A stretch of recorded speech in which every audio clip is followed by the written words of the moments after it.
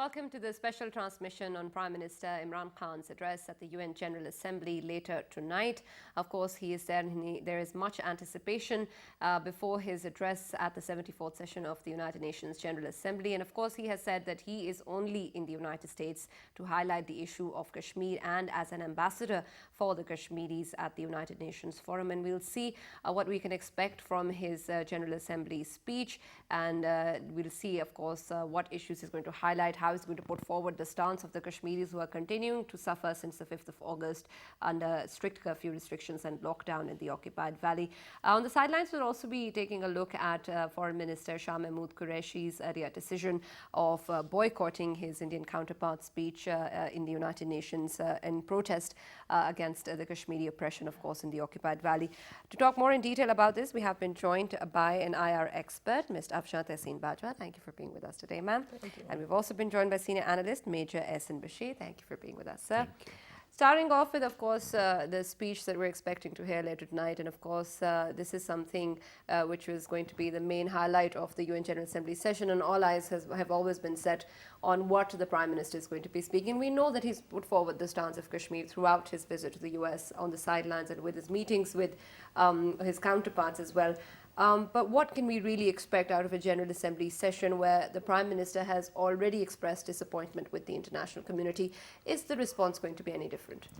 I think our Prime Minister has already set the stage, he has already set the momentum, he has already done his homework by having more than, I think, 50 or 70 meetings, before this 27th session of General Assembly. That is not the primarily focused session. It is actually the climate change, the terrorism that is going to be addressed. But I think we have been able to achieve our objective. That was, to bring this agenda on board and to bring overall it in a very holistic manner. It was not only a Kashmir issue in isolation, it was a human rights violation issues of the, the world's biggest, I must say, siege at this time, where you have no match the type of the atrocities going on the ground, where 800 million people are being harassed, being violated, being humiliated, and they have been totally boycotted disconnected from the world, having no communication, having no link with the rest of the world, with their relatives. What is happening there, we don't know. How many kidnappings, how many abductions, how many casualties, health issues, everything is going on there, but India is not letting the world know. And that is the first time when we have been been able to make a breakthrough to let the world know what is the actual situation. And side by side, I must say why it is a success, that for the first time, all the world has known about Muslims, that Muslims are not a terrorist, Muslims are not the one who have created problem. This problem of terrorism was there before it started, after 9/11 and before this Afghan war or 9/11 or any other, place, I must say. So Imran Khan has emerged as a leader. He has revived, he has infused a new spirit at the international level, globally, to all the relevant countries, I must say. Of course, United Nations General Assembly has not been very successful, and history shows that, there has been so many cases and they have never been able to resolve that. But at the moment, we have created a niche, we have been able to recognize ourselves, a country that has a stance, that knows, that is clear, that's the direction, and that has taken very clear, diplomacy. And I must say it is a success, and we must congratulate Imran Khan, because prior to being a PM of Pakistan, he was a non-person. But the way he has emerged, particularly, even in the Muslim world, as a leader who is also taking along with him his neighboring countries, and side by side, America, China, he's trying to balance. This is something commendable.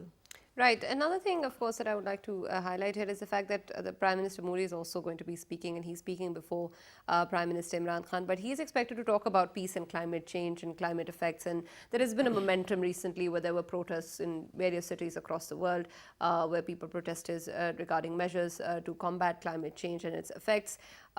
Considering the clash of these two speeches, do you think that maybe Prime Minister Narendra Modi's speech may be resonating well with the international committee members more than Prime Minister Imran Khan, since the momentum for climate change and measures to tackle it is gaining more ground, and it seems that Modi is not going to be addressing the Kashmir issue at all? Yes, thank you very much. This is a very important aspect of this particular UNGA conference, a meet and all that. And especially once the timing has been set like that, that Imran Khan, the Prime Minister of Pakistan, is going to speak after, obviously, and they speak in that number after Modi. Well, Modi Saab has already, given a chance to the entire world, and he has shown it that this is the character of India, where we can isolate and we can do whatever we want to, and this is the human rights violation which we are doing it. Now he is a person who is ruling, and he is the person who is basically involved in this heinous crime.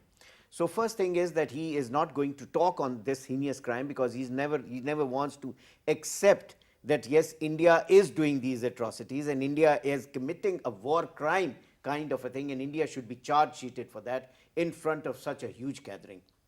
That is the first point, that he will never like to agitate it, because there can be so many questions then there at that particular time. So he will like to talk about the other soft things like the climate change, like other tradings and all these things, so that the people can see that how to gear the whole world can become more peaceful in that way. And he may like to target, the innocent Kashmiris in a way by linking them with the Islamic radicalism for that matter. He might be trying to do that. I don't know exactly, but he might. This is my view. Now, Prime Minister Imran Khan has gone there with an agenda for this time, and he has said that he is going as an ambassador for Kashmiris, and that is what should have been done. Now, as far as the GNA is concerned, there is a very clear split which is being seen. There's total split in the members. There is one bloc, which is the American bloc and the Indian bloc, you can call it, and the other bloc is the rest of the people, those who want that yes, there should be a solution to the Kashmir issue, which is going on from last 55 days now. And this is not only 55 days. I would say that this issue is like 75 years old issue. For last 75 years, these atrocities are going on. But the thing was that this movement, the indigenous movement, had gone to that level where it was becoming an uncontrollable thing by the India. They had to resort to some action, and this is what they have done. There was no other option left with them to really go for any peaceful solution to Kashmir, other than giving the Kashmiris the right of self-determination, the plebiscite. Now, Prime Minister Imran Khan, I think, has come up very tall. I would say at this time, particular time, Imran Khan stands much taller than the counterpart Indians, for the reason that he has been able to convince the people across the world that this is an issue of a global nature. God forbid, if anything goes wrong from here onwards, if the UNGA still now at this particular time also remains mum and remains silent, as they have been ignoring this particular issue from last 70 years, now if they continue to do that, then the consequences of any disaster which grips the world, then who is going to be responsible? And this responsibility then goes onto the shoulders of all those members, countries and the UN for sure, who is sitting out there today. So I am thinking that Imran Khan Saab is going to make a very positive speech in which he is going to really make sure that the people across the globe knows the realities which may not be being told by the Indians. They have always tried to, put cover on their whatever they have done. That this is an internal affair, this. Now, why should the American president also offer? He feels that yes, this is a grave problem now. Now, this problem needs to be resolved. So, the offering of so many leaders coming up and trying to, come into this, burden into this, that yes, we are ready to intervene, between India and Pakistan to resolve these issues, means that the gravity of the situation is being measured by them now. And they know it from here. If any one small little wrong action or wrong thing, going on, will have a catastrophic Right, but of course, when you talk about the formation of blocks with the American or Indian bloc on one side and the rest of the community members on the other side, and then of course the US's concerns also regarding the clampdown, we still see sort of an inclination of President Donald Trump towards India. In that scenario, can we really be expecting him to play the role of an arbitrator objectively, or and especially when such mediation cannot even possibly happen, in his own words, unless India agrees to it? You know, there are two aspects to it. You know, if we see why Trump is more inclined towards India, if you see the history in last elections, where there were 4 million Americans, you know, Indian Americans who voted in favor of Hillary Clinton. They did not vote for, you know, Trump. And this is in that same area so where they the were rally all was held. together, yeah, Houston, and they were all together 84%. You know, it's a huge number. So definitely, and besides trade is another factor that as compared to Pakistan. So Trump is definitely wants to win favor of, you know, all those Indians in the upcoming election. But on the other hand, Trump also wants peace deal with Afghan, in which it needs, you know, badly role of Pakistan. And if we analyze Trump's meeting with Imran Khan, he was repeatedly requesting Pakistan and Imran to, you know, facilitate, moderate, help, you know, in peace deal with Afghan. And besides, Trump was also, you know, repeatedly mentioning about bilateral trade. And if I am not wrong, he mentioned more than 8 times. And he literally compared the, you know, relationship of USA in the past and then current relationship and the future prospects, and he was quite hopeful.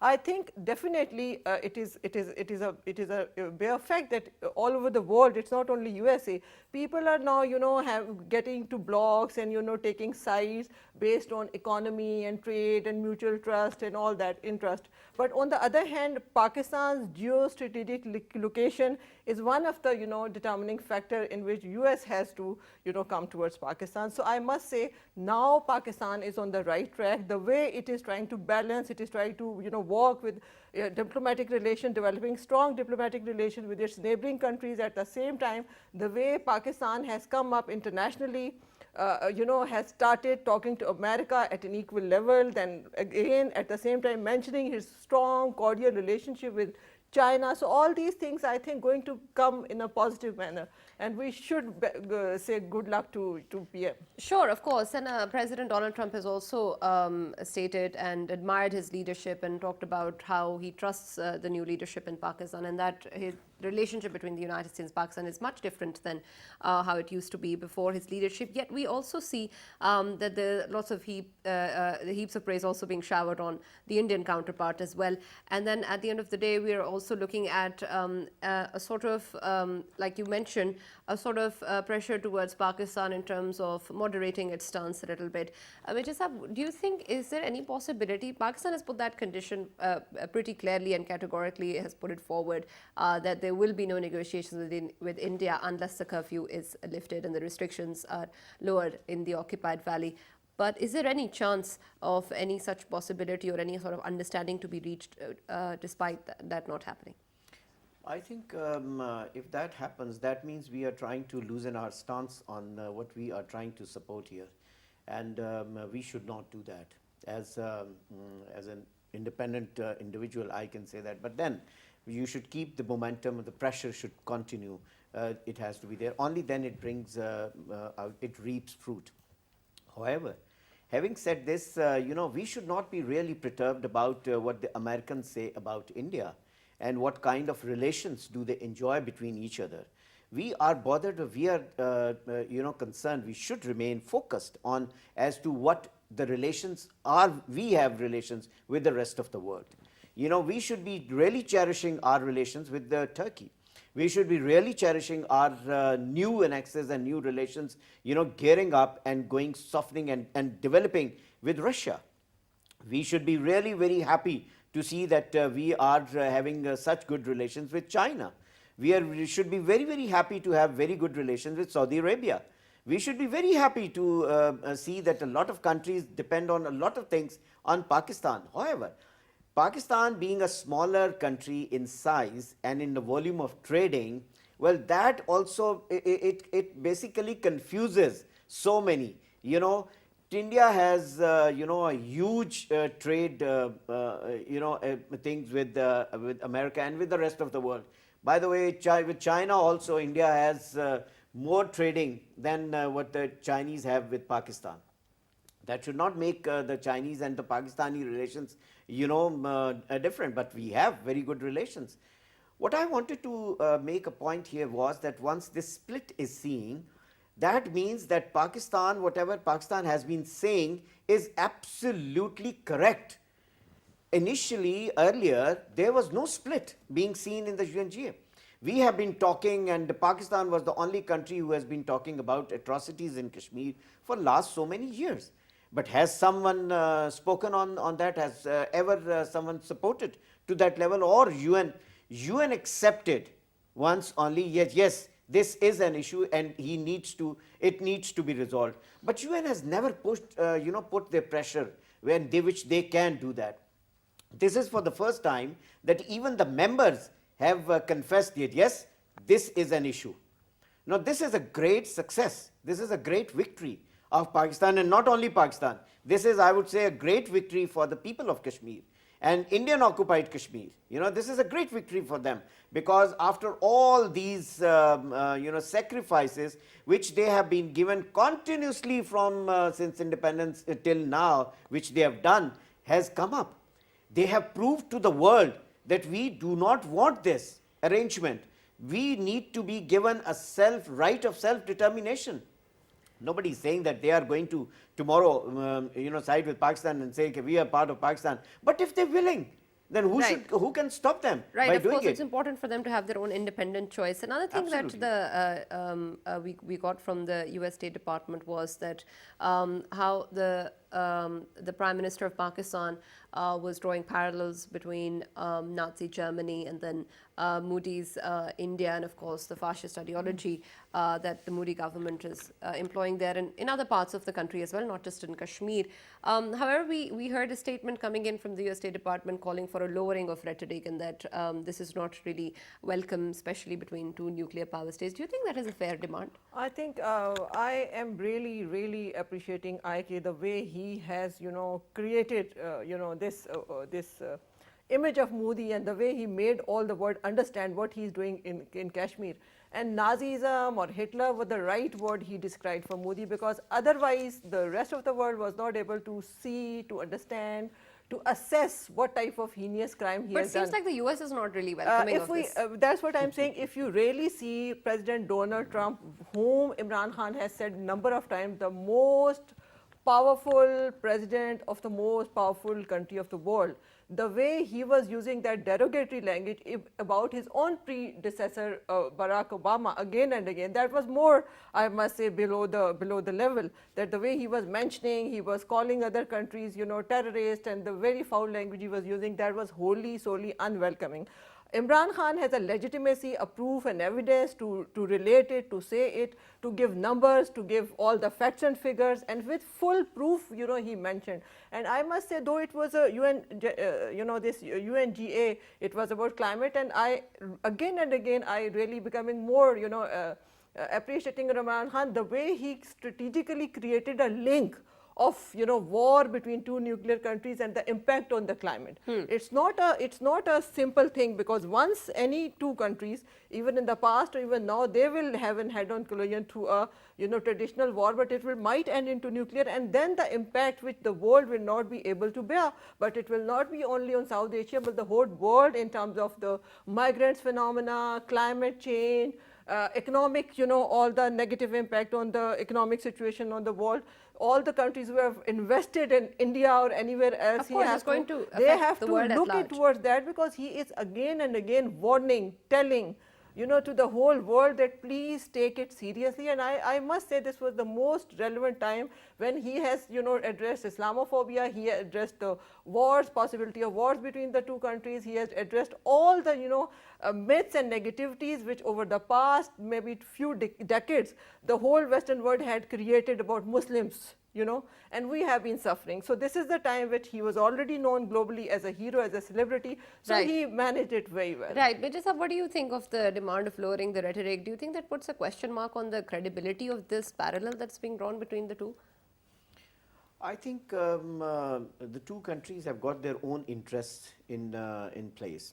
So Pakistan needs to really work for its own interest, and that is what. But here, what we are talking today is about Kashmir and in alone, and we want to highlight that, and we want to make sure that the world leaders, those who are there, they need to understand that what all has happened to Kashmir and what all is going to happen to Kashmir if the corrective measures or if the surgery is not done now. If that is delayed, and if we go also a little shaky in support of that, I think then the situation will be totally different. And then the scenario of the entire world scenario will be obviously totally different. The geopolitics, has switched over to geoeconomics now. And geoeconomics in every day is becoming more and more, important. And that is what Pakistan is also looking forward to. That is what China is looking forward to. That is what the Americans looking forward to. That is what Russia is looking forward to. What I mean to say is every small or big country has got its own interest, up there, but not at the cost of such kind of atrocities happening in the world. And this is not only in Kashmir which is happening, because Kashmir, I mean to say all definitions have gone away from what has happened in Kashmir. But other than Kashmir, also in the rest of the world, so many the places where these kind of atrocities are going on. Look at the Palestine issue. And everywhere where such kind of thing goes on, we only see the Muslims being targeted. We need to understand that the world needs to now understand that we have to pull away from this rhetoric of, Muslim rhetoric. We don't have to call the Muslims as the terrorists. Who is actual terrorist? Let them be the people, though, to understand themselves. Because if a Christian, kills someone out there, and a Christian kills a Christian, is he a terrorist? Is he named as a terrorist or not? Is he called as a fanatic or not? But if the same crime is committed by a Muslim, then the entire Muslim Ummah is, blamed for that. Right. That every Muslim is like that. Right. So this kind of definitions need to be very, very much clarified at this forum, of which is called as the United Nations. Right. And in the same respect, how important do you think is in terms of redefining the idea of terrorism and who exactly is a terrorist? Of course, the Prime Minister has held a conference where he has said that religion has nothing to do with terrorism.